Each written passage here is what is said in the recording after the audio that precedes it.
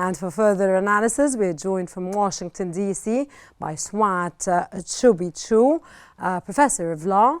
A very welcome, warm welcome, sir, to Qnews. And of course, it's a special, of course, a historic date today that we are witnessing the U.S. elections, a historic, of course, with U.S. election. How significant is Trump's history of impeachments and the January 6th, of course, insurrection in determining his legal and political standing in this election, sir?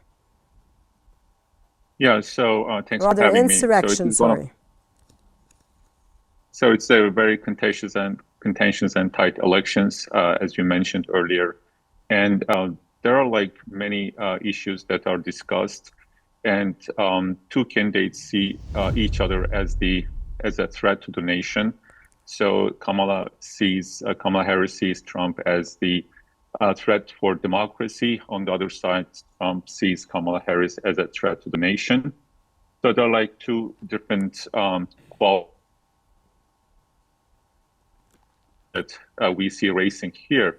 So when it comes to criminal cases and impeachment case to Trump, it's not actually so much discussed during the elections because there are other things that the United States public is much more concerned. One of them is economy. Especially the inflation that drives many public, towards Trump, and they see Trump as much more powerful in terms of economy. But another driving force is abortion. That is on the Kamala side, because majority of public see Kamala Harris is much more stronger in the abortion case, and especially women's rights. So we see a kind of a huge gap between males and females in terms of support and Trump and Kamala. So Kamala was successful in gaining support. Sir, could Kamala Harris's mixed performance? Can I get the question again? Sorry. No, sir. Continue what you were saying. I thought that you finished your answer. Okay, sir, could Kamala Harris's mixed performance, according to polls, as vice president affect her eligibility or legal standing if she pursues a presidential campaign in the future? So, can you repeat the question? I couldn't get it. Sir, as Kamala Harris has mixed performances, according to the polls, as Vice President of the United States, could this affect her eligibility or legal standing if she pursues a presidential campaign in the future? I mean, there is no kind of like a legal case against her, and in the future, I think if she loses the election, I don't see she's going to be again a candidate for the Democratic Party. Okay, sir, what role does law and order play in the candidate's platform legally, and how might it impact Trump's voter base and his campaign in battleground states? So, the race is pretty much in these 7 swing states, and Kamala, Trump actually demonstrated Kamala as the extension of Biden administration because, as you mentioned, she's the vice president, but Kamala tried to kind of separate herself from Biden. But Trump actually, pretty much telling his constituents, his supporters, that Kamala is even worse than Biden because she's so progressive. Sir, why do you see that Kamala is worse than Biden? Kamala is better than Biden. Why do you see that she's worse than Biden, sir? It's not me. It is Trump is actually portraying Kamala because he portrays as a too progressive, especially when it comes to transgender rights, when it comes to other progressive policies, because Biden seems much more a mainstream, but Kamala is a kind of like slightly on the left side of the spectrum. Sir, why don't you read that Kamala Harris will advocate her own policies, not the policies of Joe Biden? So, there are things that, the Kamala will pretty much continue with the Biden policies, but what we see, Biden has so low approval rate. It's about 30%. And there is no history that suggests that with this approval rate, the incumbent will win the race. So this is why Kamala trying to distract herself, and especially when it comes to war in Gaza, Kamala is pretty much critical about what Israel is doing. I think this is the most distinctive foreign policy when it comes to Biden and Kamala, I can say. Great, sir. Sir, to what extent could voter turnout in battleground states influence legal disputes around the election's final outcome? Yeah, so actually Trump is pretty much preparing after the election. He several times mentioned that he's not going to accept if he loses the election. So this is something problematic, and there is so much doubt and suspicion about the election integrity. There are volunteers on the field, ready to dispute the election. So this election can actually, the counting can go weeks and weeks if it is too close. But if there is a landslide, I think it's going to be much more clear outcome. But otherwise, it can take weeks and weeks to decide who's going to be the next president. Sir, how might Harris's emphasis on social justice and immigration reform affect legal frameworks if she or the Democratic Party gains more influence? When it comes to immigration, Democratic Party, I think this is on the weakest side of their policies, and the Trump is, pretty much focusing on stricter immigration policy, especially on the southern border. And the majority of public believes that Trump will do much better compared to Biden. So when it comes to social policy, especially, this is not 2020. I mean, the most concern is about the economy in the United States and also abortion. I think in terms of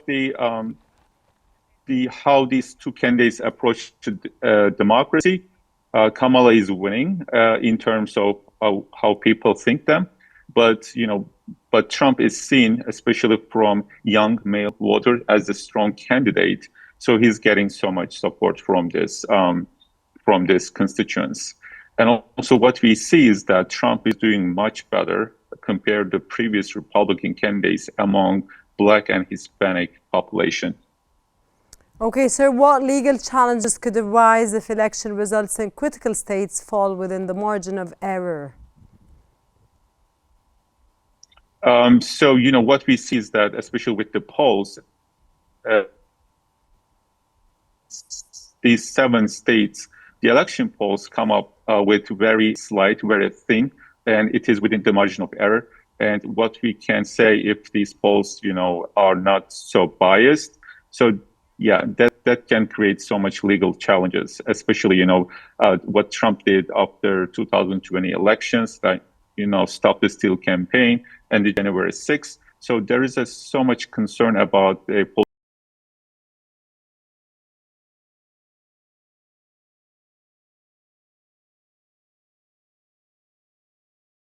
measurements to protect the election workers, election volunteers.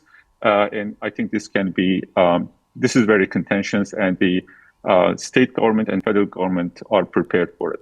Okay, sir, your narrative in terms of election law, how does media coverage and public engagement legally benefit or complicate campaigns like Trump's and Harris's? So what can I say about the media is, I think this election cycle was so much profitable. So they spent, 2 candidates in total spent $3.5 billion only for ads. So it's 3.5. So with B, this is, I think, this is a high record, and most of these ads goes through these swing states. So the media coverage, I can say, as we all know, there is a kind of ideological spectrum over the media. If you watch CNN, you're going to see a different picture. If you watch Fox TV, you're going to see a different picture. So there's so much attention on those, even with the traditional media, not only for social media. And what we see, Elon Musk's support for Trump seems to be kind of a kind of energizer for the Trump team as well. Okay, great, sir. How does the United States election law address concerns over last-minute campaigning, potentially impacting undecided voters, which is very important at this point, the undecided voters, sirs, and the impact in this election? Yeah, I mean, this is the kind of the turning point.